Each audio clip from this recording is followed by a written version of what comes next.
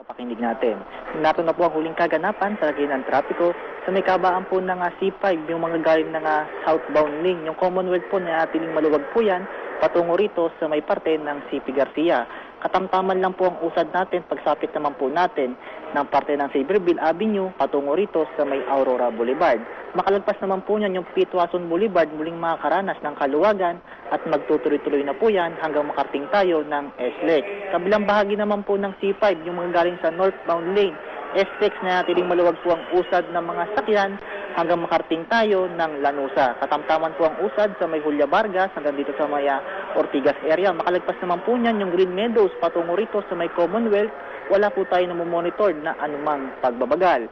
Sa may kabaan naman po ng EDSA sa may southbound lane, yung mga galing ng Balintawak, wala po tayo na monitor na pagbabagal hanggang makarating tayo ng Kamuning. Katamtaman po ang usad pagsapit natin ng Monte de Piedad, patungo yan sa may Aurora Boulevard. Makalagpas naman po niyan yung Pitwason Boulevard na tiling maluwag ang usad ng mga sakyan hanggang dito sa may Ortigas.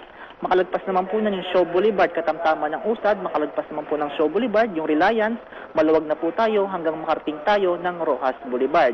Kabilang bahagi naman po ng EDSA sa may northbound lane, yung mga galing ng Rojas Boulevard, makakaranas po tayo ng katamtaman hanggang sa Mabagal, patungo yan sa may Top Avenue. Makalagpas naman po niyan yung tramo na tiling maluwag ang usad ng mga sakyan hanggang makarating tayo ng Santolan. Katamtaman ng usad sa may Main Avenue hanggang makarating tayo ng Aurora Boulevard. Makalagpas naman po niyan yung parte ng Erming Garcia, patungo yan sa may Balintawak. Wala na po tayo na monitor na anumang pagbabagal. Ayan po muna ang huling kaganapan sa lagay ng trapiko. Mula sa MMDA Metro Base, Oscar de la Cruz nag-uulat.